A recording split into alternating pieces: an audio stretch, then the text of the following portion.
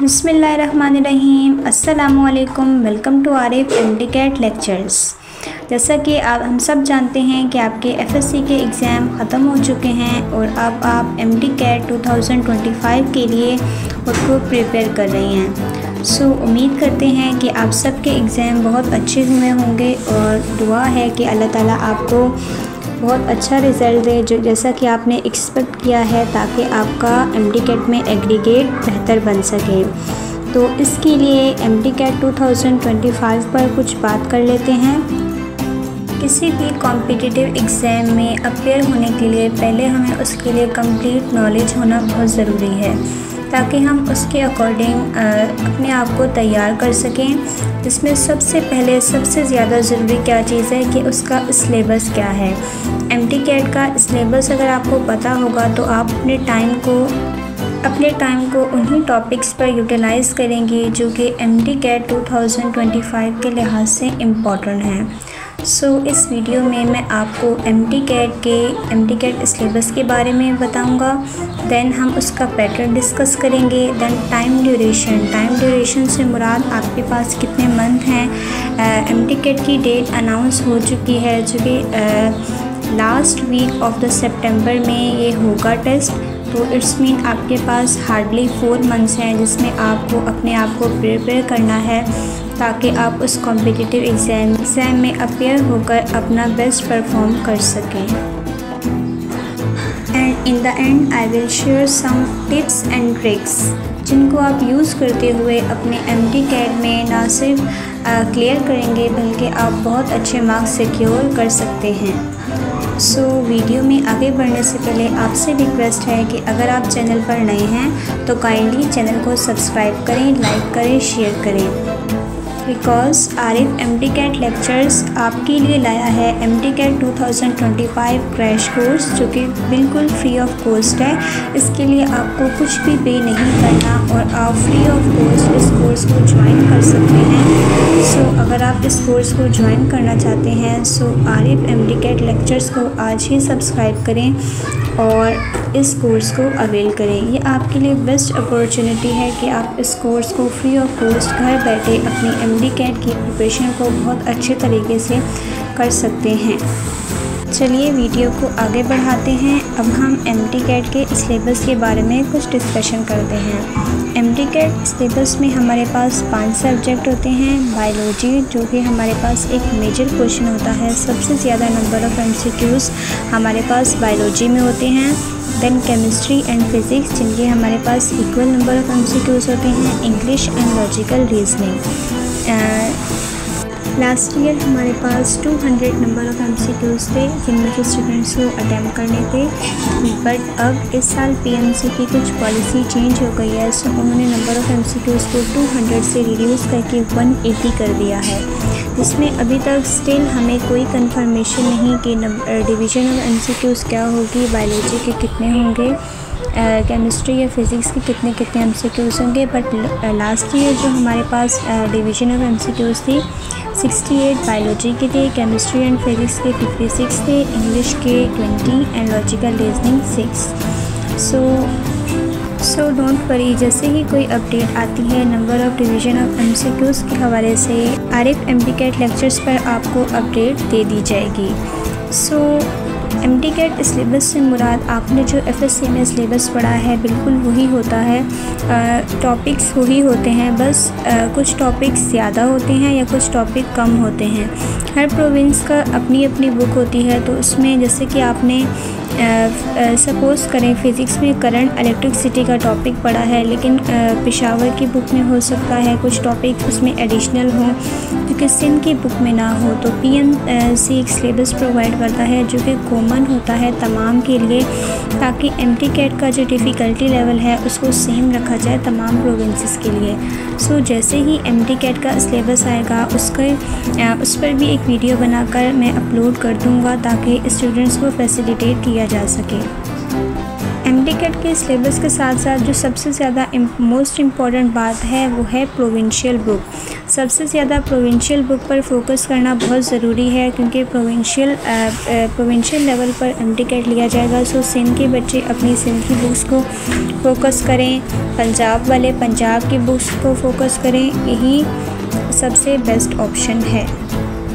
बस इस बात का ख्याल रखना है कि पीएमसी के सिलेबस में जो भी तमाम टॉपिक्स हैं वो उस चैप्टर के या उस टॉपिक के लिहाज से आपको आने चाहिए, कोई टॉपिक रहना नहीं चाहिए, ताकि ऐसा ना हो उस टॉपिक के ऊपर एमसीक्यूज़ आ जाए, उस टॉपिक के अंदर से एमसीक्यूज़ आ जाए और आपने वो कवर ना किया हो।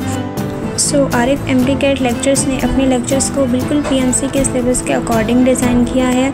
सो अगर आप आरिफ एमटीकैट लेक्चर्स की वीडियोस को देख लेते हैं, सो पीएमसी के सिलेबस के अकॉर्डिंग आपका तमाम सिलेबस विदिन 4 मंथ्स कवर हो जाएगा इंशाल्लाह। नेक्स्ट अब हम बात करते हैं पेपर पैटर्न। एमटीकैट का पेपर पैटर्न हमारे पास क्या होगा, नंबर ऑफ़ एमसीक्यूज़ कितने होंगे, डिफ़िकल्टी लेवल क्या होगा। नंबर ऑफ़ एमसीक्यूज़ जो होते हैं वो हमारे पास 200 होते थे, बट अब रिड्यूस होके 180 हो गए हैं। और डिफ़िकल्टी लेवल की जो बात है, डिफ़िकल्टी लेवल में हमारे पास एमटीकैट के जो 40% एमसीक्यूज़ हैं वो हमारे पास होते हैं 60%, बल्कि हमारे पास ईजी होते हैं एंड 20% मॉडरेट होते हैं। ईजी से मुराद ऐसे कॉन्सेप्ट्स होंगे जो कि आप एक बार अगर स्टेटमेंट को रीड करेंगे या एमसीक्यूज़ को रीड करेंगे तो आपको इतना ज़्यादा सोचना नहीं पड़ेगा।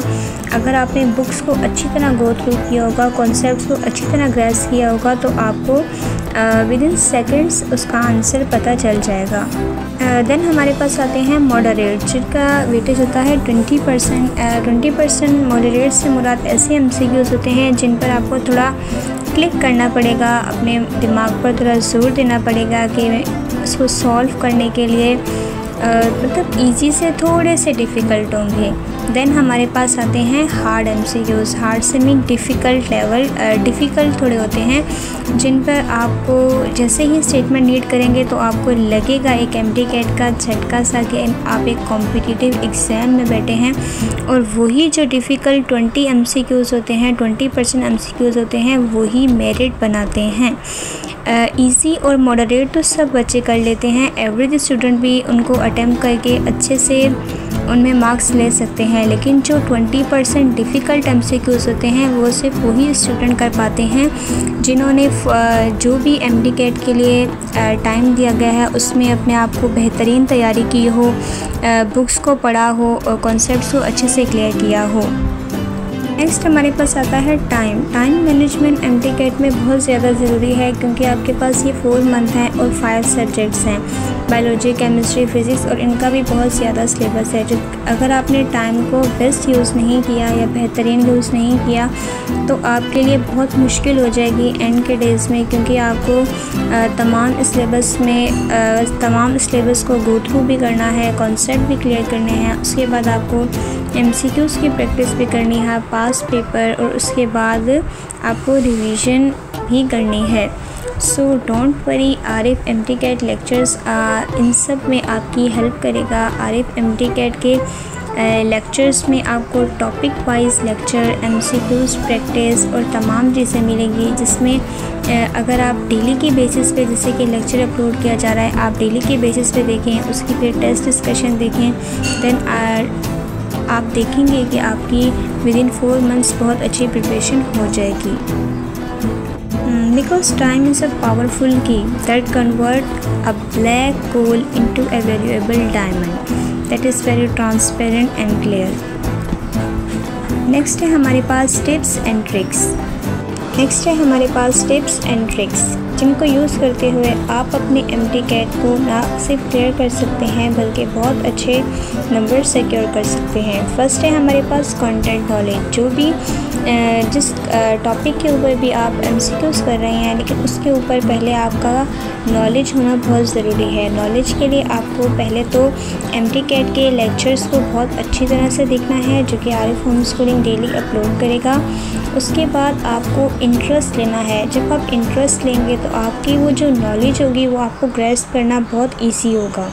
अगर आप इंटरेस्ट नहीं लेंगे, बर्डन समझ के पढ़ेंगे, तो वो जो नॉलेज है वो आपकी सरफेस पर ही रहेगी। लेकिन अगर आप इंटरेस्ट लेंगे तो वो नॉलेज खुद ब खुद आपके अंदर एब्सॉर्ब होना स्टार्ट हो जाएगी और आपको विलिंगली अंदर से मोटिवेशन आएगा कि आप पढ़ें, उसके अकॉर्डिंग अपने MCQs को सॉल्व करें। नेक्स्ट है प्रैक्टिस। प्रैक्टिस एक ऐसी चीज़ है जो कि एक लेज़ी स्टूडेंट को भी एक प्रॉपर स्टूडेंट के मुकाबले लाकर खड़ा करता है। अगर एक लेज़ी स्टूडेंट भी प्रैक्टिस करे तो वो एक प्रॉपर स्टूडेंट को भी बीट करके उससे ऊपर जा सकता है। सो आपने जो भी टॉपिक पढ़ा है, जैसे कि आज आपने लेक्चर देखा है, उसकी आपको MCQs प्रैक्टिस भी करनी है, जो कि आपको आरिफ MTCAT लेक्चर्स पर फ्री ऑफ कॉस्ट अवेलेबल होगी। देन है हमारे पास कंसिस्टेंट एंड कंटिन्यूस।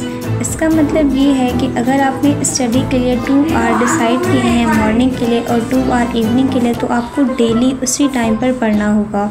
बिकॉज़ जब आपकी एक हैबिट बन जाएगी तो उस हैबिट के अकॉर्डिंग आप रिस्पॉन्स करेंगे और आपका माइंड उस टाइम पर एक्टिव हो जाएगा। तो जो भी आप टाइम डिसाइड करेंगे आपको डेली उसी टाइम पर पढ़ना है। ये आपके लिए बहुत अच्छा होगा, क्योंकि MTCAT एक प्रेशर का गेम होता है, गेम ऑफ प्रेशर। सो आपको इस प्रेशर को रिड्यूस करना है और रिलैक्स होकर अपनी तैयारी को गिवन टाइम में कंप्लीट करना है। So best of luck. Arif MTCAT lectures की तरफ से आपको बेस्ट ऑफ लक। आप अपने टाइम को वाइजली यूज़ करें ताकि आप इस वाइट कोट के हकदार बन सकें। सो उम्मीद करते हैं कि आप आरिफ MTCAT लेक्चर्स के क्रैश कोर्स को ज्वाइन करने के लिए एक्साइटिंग होंगे। अगर आपको वीडियो अच्छी लगी हो तो काइंडली लाइक करें, शेयर करें एंड सब्सक्राइब करें। Thank you so much. बहुत जल्द मिलेंगे। अल्लाह हाफिज़।